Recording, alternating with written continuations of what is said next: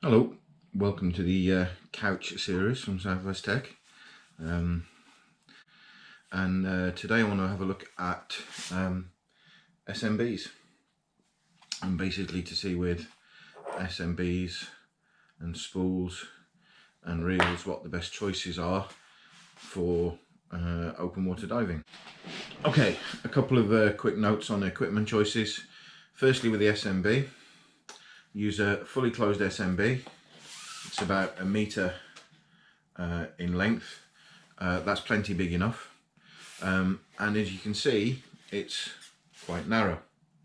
It comes with an overpressure valve, and because I do a mix of open circuit and CCR, it comes equipped with a low pressure inflator adapter, which is made of metal. Very important not to use the plastic ones, as they can tend to stick on the end of the hose, but it's also good for oral inflation.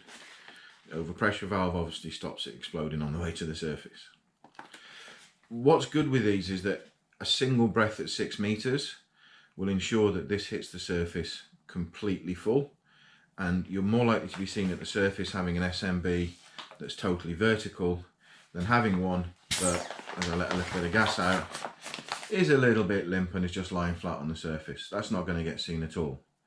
And this is the problem a lot of people face when using the larger SMBs, or particularly the open bottom SMBs. They leak gas, or they don't get fully inflated, particularly when being sent up from shallower. They lie flat on the surface of the water, and they're harder for the boat to spot than a smaller SMB that's standing vertical. Protocol for Europe is using an orange SMB for normal, and you can see that mine is marked up, name, both sides of the SMB, and this is the one that I would use routinely. I have a yellow SMB, and I'll address that in a separate video for emergencies.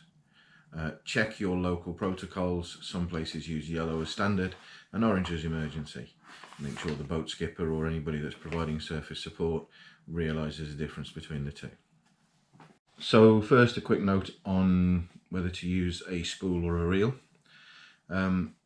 Most of my diving, I think, and I've had to send up SMBs, I tend to send them up with spools.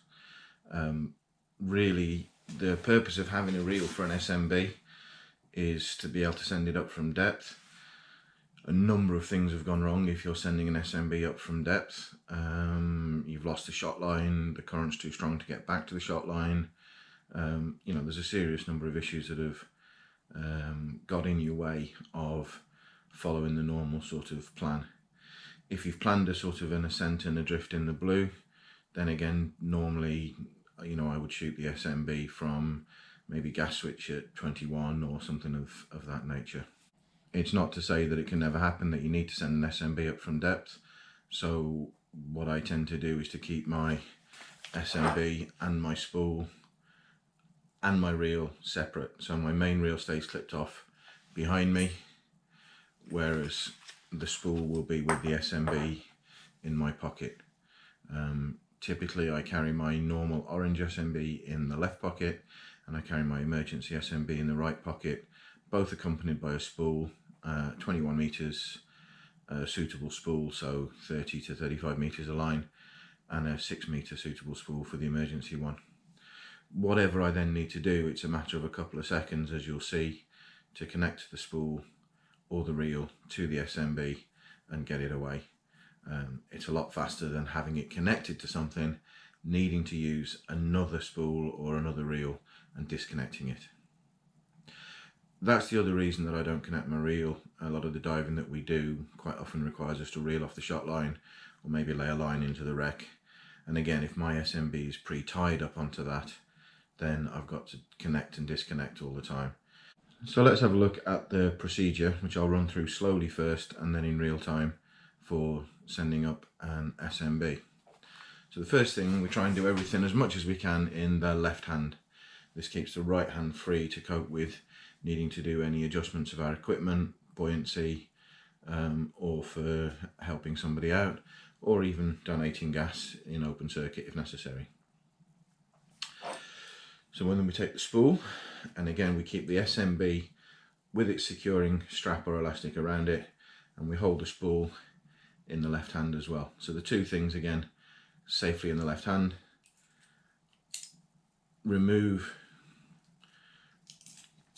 the bolt snap, and I tend to clip this off to the computer on my wrist, or you can clip it to your right D-ring.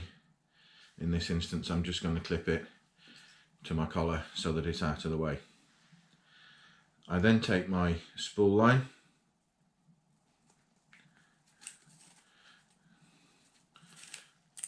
and I thread it through the D on the D-ring that's on my SMB, pull the line through, and this is the only time now where I'm testing that my spool is running free that I will actually have anything in my right hand.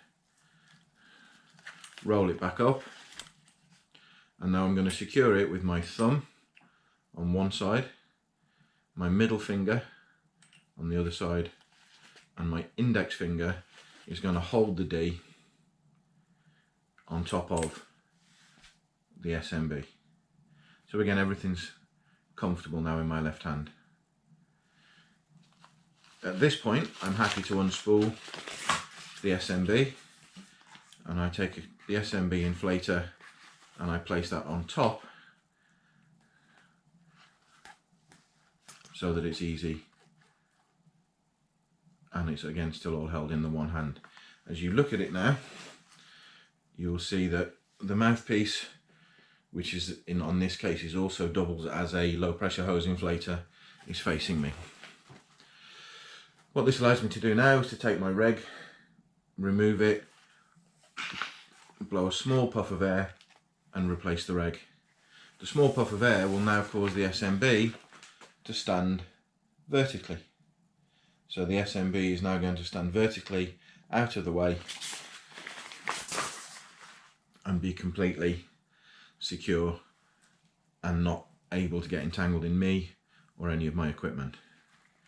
So at this point my buoyancy hasn't changed because it's just a tiny puff of air into the SMB, and I'm sitting flat at the stop that I want to be at. Now I'm just not going to take any different type of breath. I'm just going to be, as I've been doing, breathing normally, and I'm going to blow my complete breath into the SMB. So I take my reg,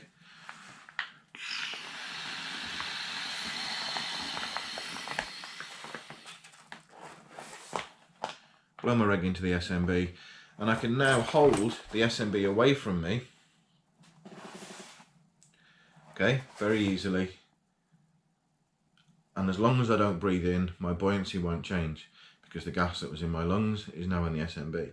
So as long as I'm just keeping no breath coming in, I can take a few seconds, hold that away from me, and then let the line shoot out as the SMB heads up to the surface.